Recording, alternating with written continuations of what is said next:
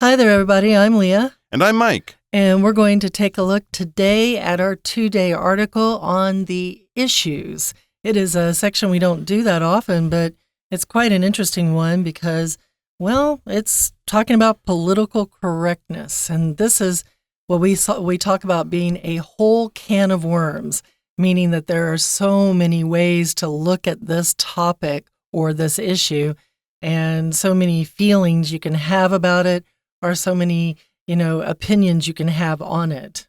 Yeah, absolutely. It's funny. I always feel a little confused by the controversies over political correctness. This is something that was introduced in the 90s when I was in college. And so for me, it was kind of new language, but it went with new learning. It went with, studying things in a deeper way, studying things and understanding that there's little black and white in the world. There's a lot of gray. And so it just seemed sort of natural and logical and completely normal to say that, as we know more about things, we should sort of develop our language about them. To me, it was always just about being sensitive, listening to the people that you're talking about and listening to how they would want to be talked about and, giving the respect to those opinions and points of views.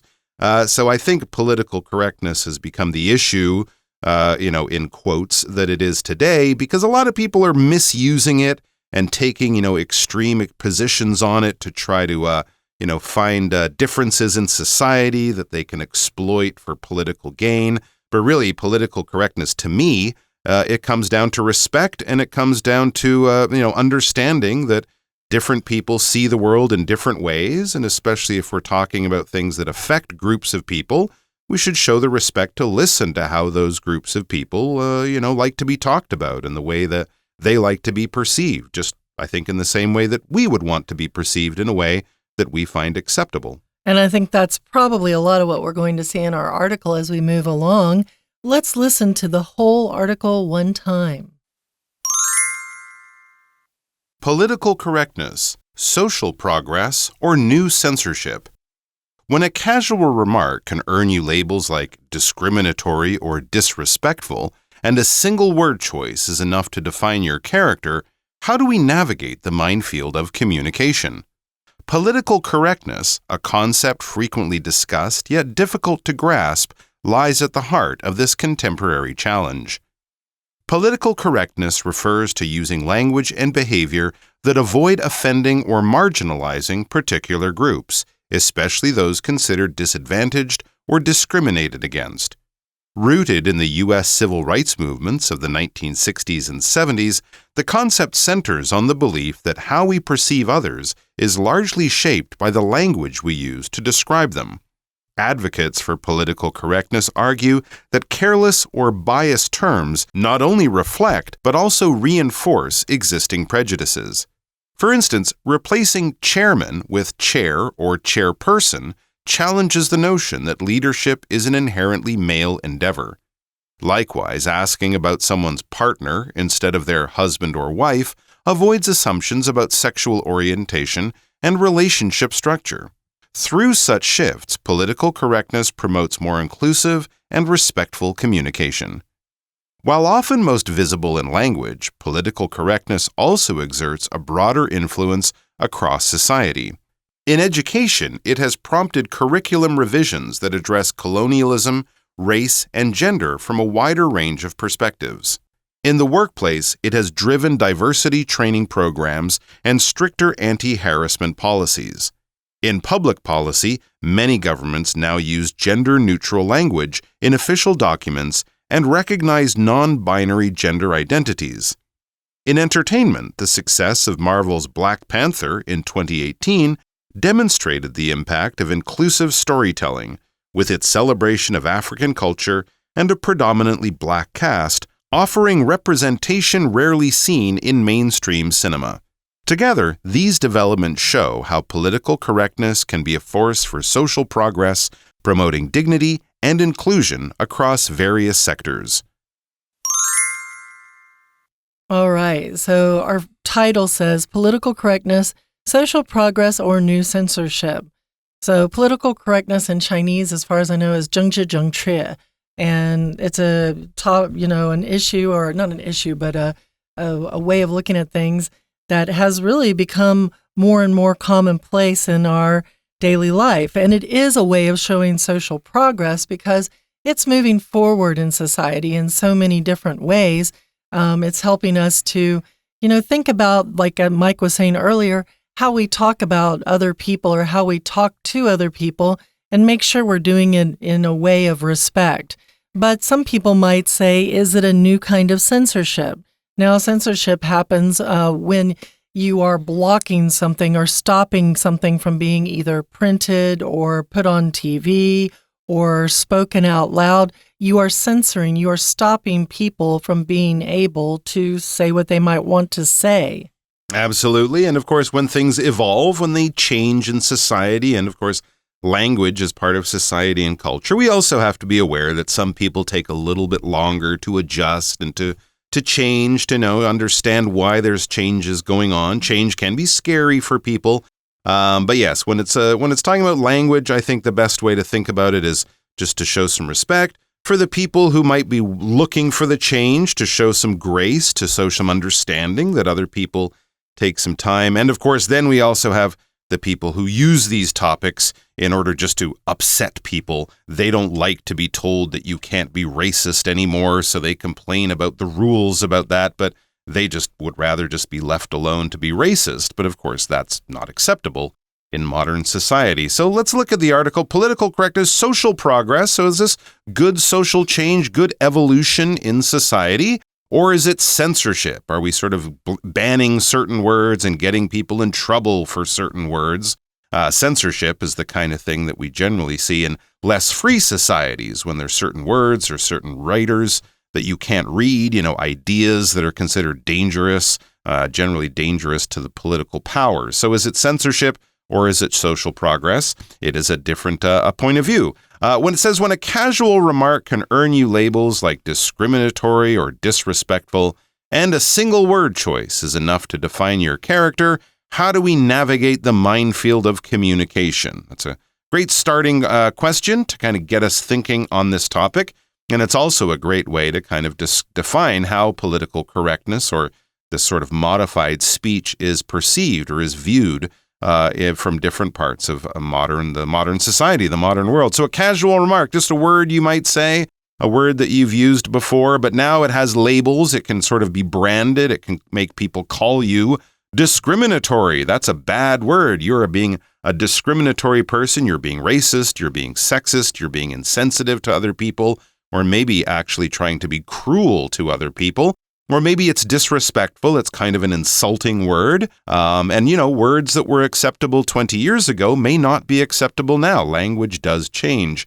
And a single word choice is enough to define your character. So you use the wrong word in one situation, and suddenly you're branded a racist or something like that. So how do we navigate the minefield of communication? Well, to navigate is to find your way. If you're using a GPS or a map, or you're asking directions, you're getting help navigating your way around a city or around a place, around a country or an area. But we also navigate our way through different ideas. We find our way through it. We understand it. We ask questions about it. Our knowledge of it gets broader and deeper and richer. So how do you kind of find your way, do the right thing, say the right thing, and avoid these mistakes? The minefield of communication. A mine is one of those bombs that's planted underground that an unwitting and unknowing soldier might step on, causing an explosion and causing injury and death. Well, of course, here no one's exploding anything.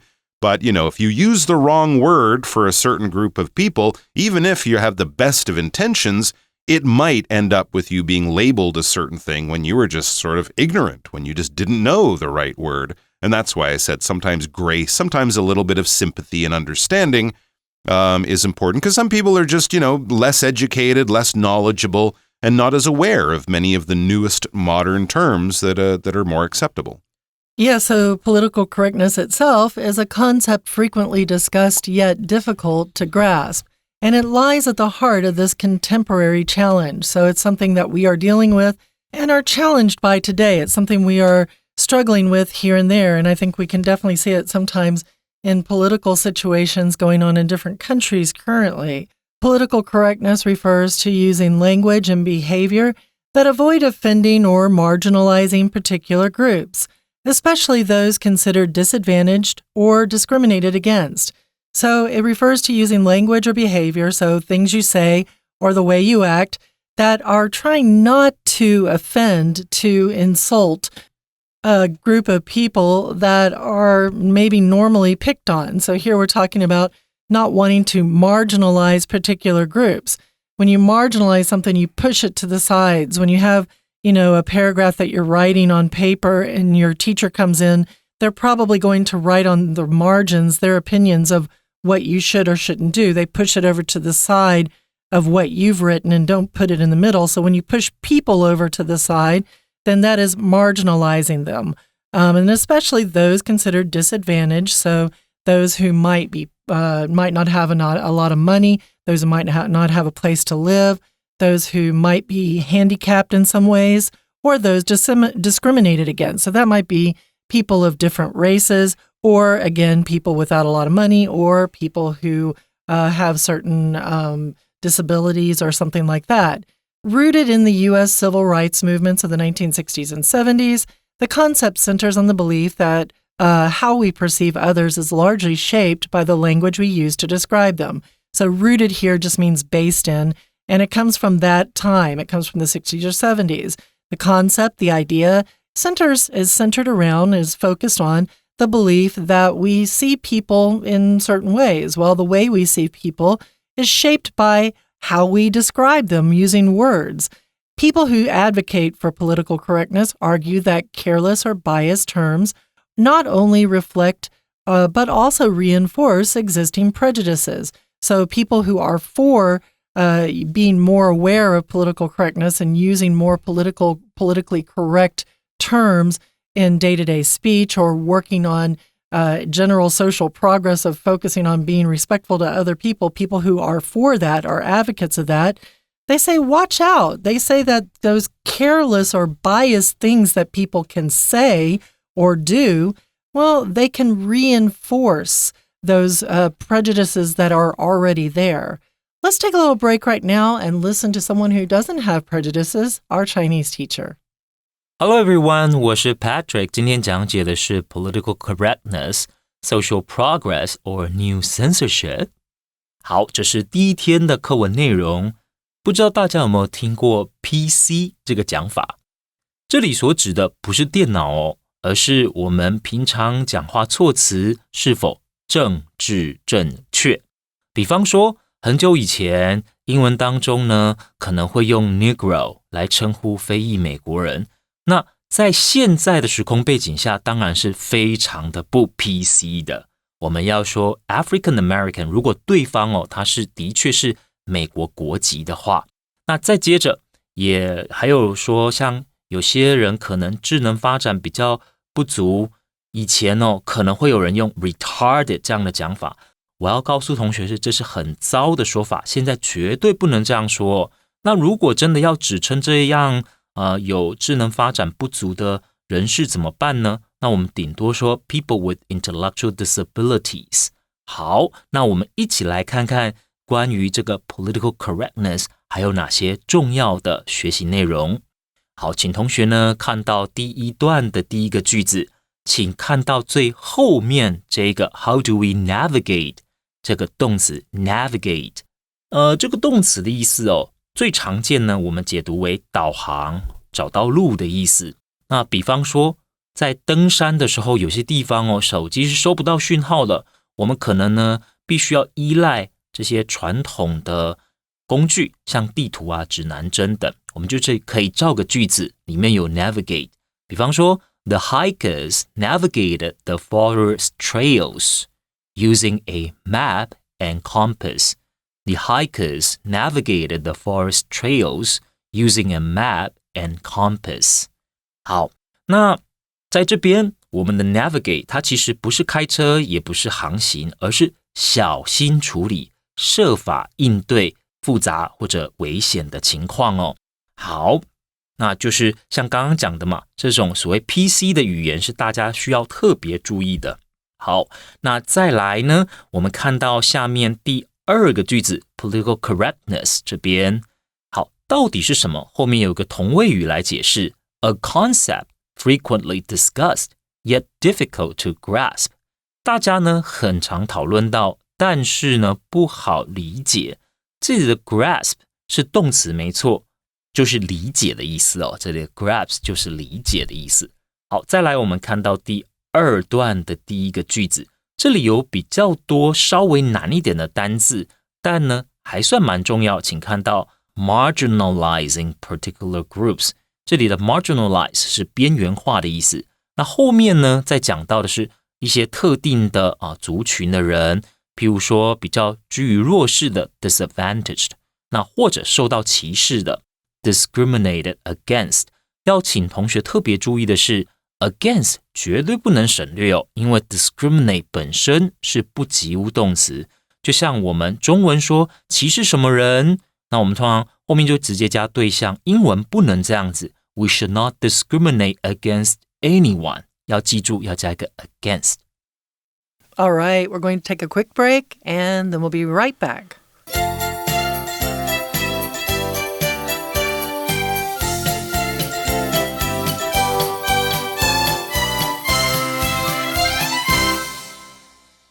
All right, we are back. So now we know a little bit about political correctness. Let's look at some real concrete examples from the real world. It says, for instance, or for example, replacing chairman with chair or chairperson challenges the notion that leadership is an inherently male endeavor. That might be one of those existing prejudices we have before, we had earlier before in the history. Men are bosses, men are doctors, women are nurses, men are pilots flying the plane. The woman is the stewardess, which is the word we used to use.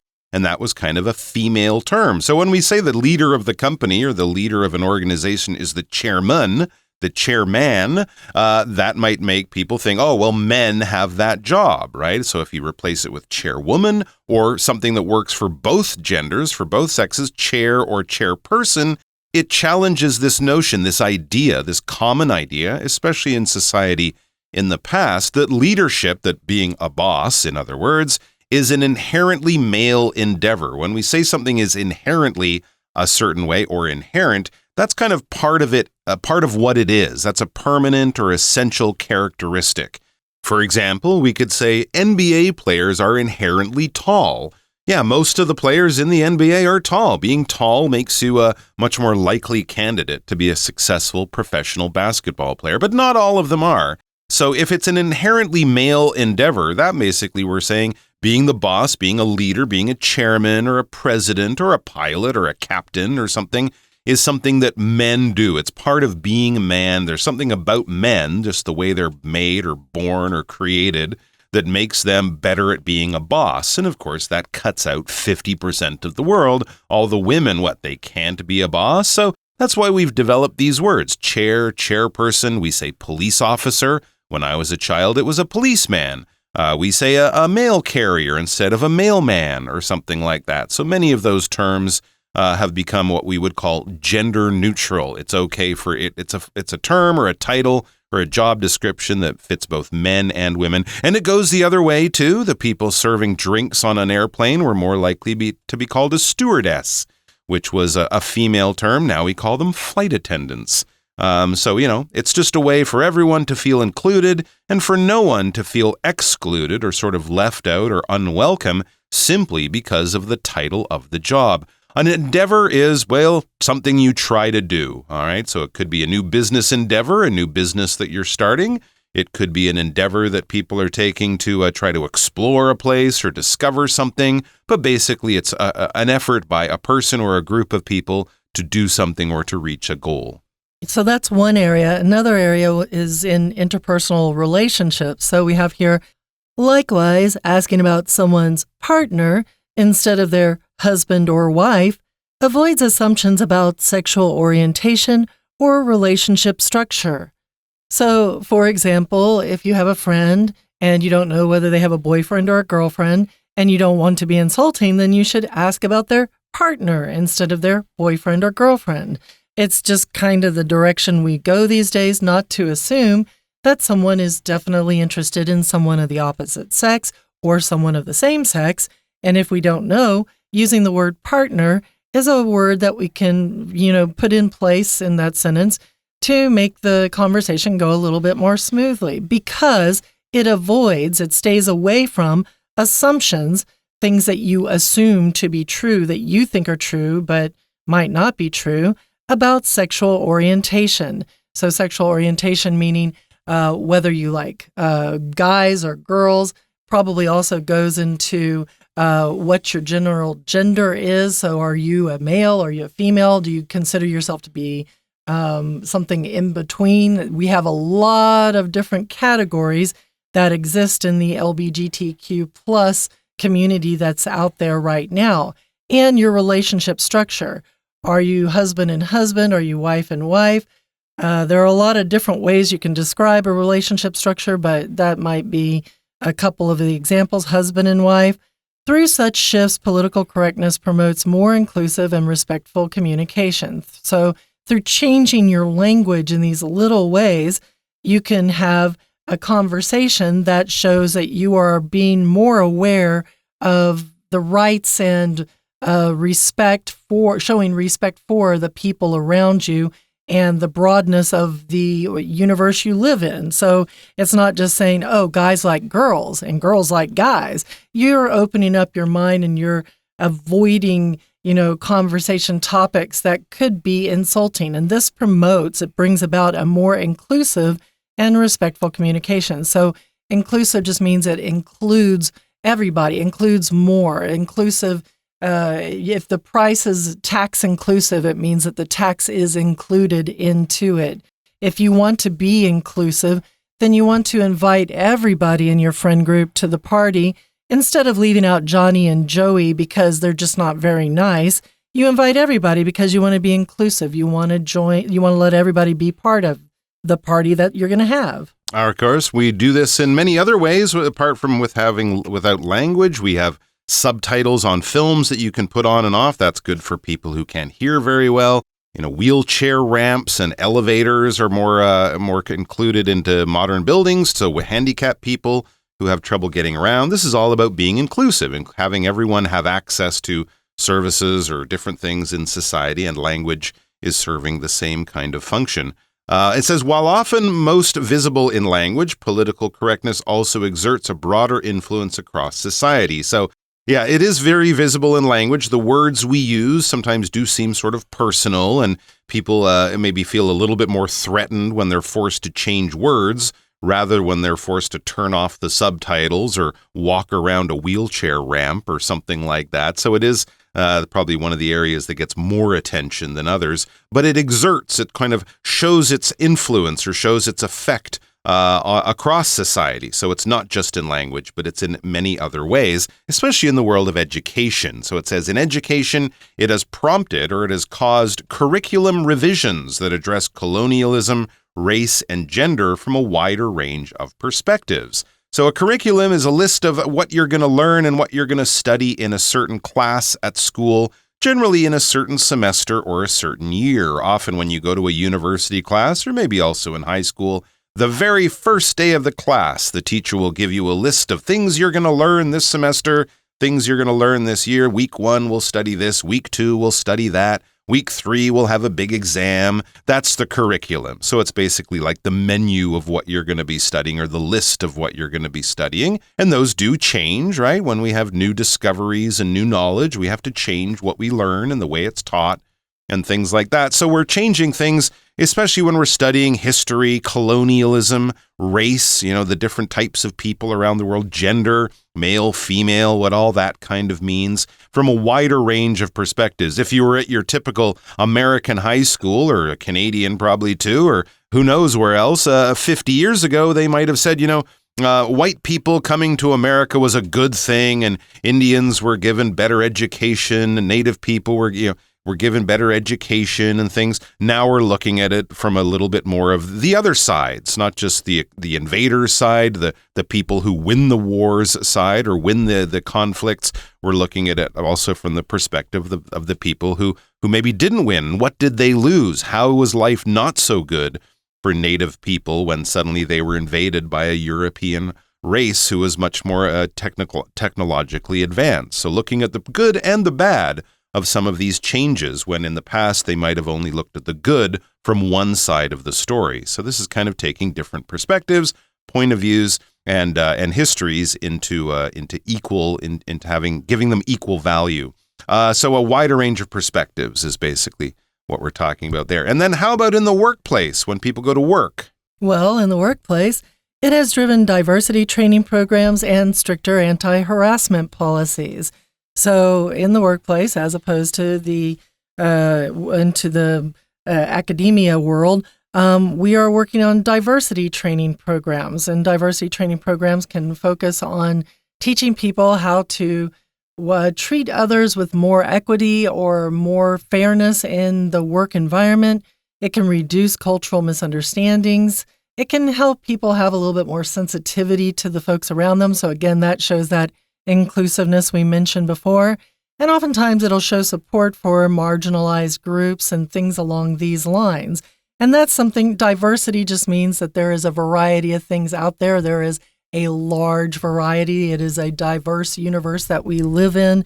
Means that it's not just a single thing going on in the world. There are diverse, many things going on at one time, and therefore we need training on how to balance that in the workplace. And anti-harassment is dealing, of course, with different levels, sexual harassment, microaggressions, different kinds of bullying or cyberbullying that can go on in office environments. So anti-harassment policies are normally put in place to stop people from picking on other people in any of the ways they might pick on other people. I'm sorry, Joe, you aren't allowed to have lunch with us. This is our lunchroom time. That would be harassing to Joe. That would harass Joe. So he could go to the HR department and say, hey, wait a minute, this is not fair. In public policy, so this is a third area, right? Many governments now use gender-neutral language in official documents and recognize non-binary gender identities. Gender-neutral being, well, their gender-neutral language meaning that it's not he or she neutral. It's going to be it, they, one, might be some of the different things that are used instead. And recognizing non-binary gender identities. Binary being that there's only two, right? There'd be male and female. So there's more than that out there's more than that out there. Then we go to entertainment. In entertainment, the success of Marvel's Black Panther in 2018 demonstrated the impact of inclusive storytelling with its celebration of African culture and a predominantly Black cast, offering representation rarely seen in mainstream cinema. Black Panther. Panther is a black, large cat, kind of the leopard or cheetah variety, beautiful in all the pictures you might see from National Geographic or something like that. The celebration of African culture and predominantly Black cast. Predominantly means it is almost fully or almost completely the dominant cast that would be in there would be Black. So predominantly, you can say I'm predominantly interested in reading novels. I don't really like to read comic books. And that just means 80-90% of the time, I'm going to choose a novel over a comic book if I'm going to choose something to read. And that offers representation for Black actors, rarely seen in mainstream cinema, mainstream being the cinema, the kind of thing you see everywhere. There's mainstream media, there's mainstream news. It's what you see posted all over your main news websites when you open up your web page and read the news for the night. That's going to be your mainstream information you're going to get. Yeah, absolutely. Produced by big Hollywood studios for most people to watch and enjoy. So those are some good examples. Together, these developments and many others show how political correctness can be a force for social progress. It can be a good thing, showing that society is changing, people are learning to live together more and respect each other more. It's promoting dignity and inclusion across various sectors, because the more people feel like they're part of society and a welcome and a valuable part of society, the happier their lives will be and the richer all of our lives will be together. All right, guys, let's listen to our Chinese teacher one more time. 好，那第二段我们再接着往后面看其他的句子哦。首先呢，要看到第四句最后面的这里 an inherently male endeavor。比方说以前讲到主席、董事长，很多人会用 chairman 这个字，但如果用了 chairman， 好像就意味着说你认为董事长、主席一定要是男性，所以现在很多人会说 chair 或者 chairperson 用无性别的区分来做这个职位的指称。那为什么要避免用 chairman 呢？因为后面这个原因，好像你这样说就是 it's an inherently male endeavor。 这个 endeavor 是什么意思呢？我们可以把它理解为某种事业活动，或者呢我们会努力去追求的事情。那在这个句子当然就是很多人会认为说主席、董事长只有男性才能担任。好，那再来endeavor 老师呢想要补充个例句让大家了解可以怎么样活用。比方说有些人呢很想要发大财，那发财或许要自己创业，要做生意呢才比较有机会。我们就造一个句子 Starting a new business is a risky endeavor。 好，创业呢是一个充满风险的活动 A risky endeavor。 当然啦，口语当中我们要说是一件很有风险的事情，那当然也是可以理解的。好，那再接着往下看，我们看到第3段的第1个句子。好，这边讲到说 Political correctness also exerts a broader influence across society。 其实政治正确这件事在整个社会里面呢，影响的层面是相当广的。我们看到的是动词跟 influence要怎么搭配？动词用的是 exert， 那 exert 呢就是施加、发挥、产生作用的意思。好，那除了可以搭配 influence 以外，我们说多努力、多付出努力，其实也可以搭配 exert， 像比如说 exert more effort。 好的，那以上呢就是我们针对 political correctness 第1天课文内容所做的中文讲解。 I'll see you next time. Join us again tomorrow. We'll keep following on with our political correctness issue. And for English Digest, I'm Leah. And I'm Mike. Bye.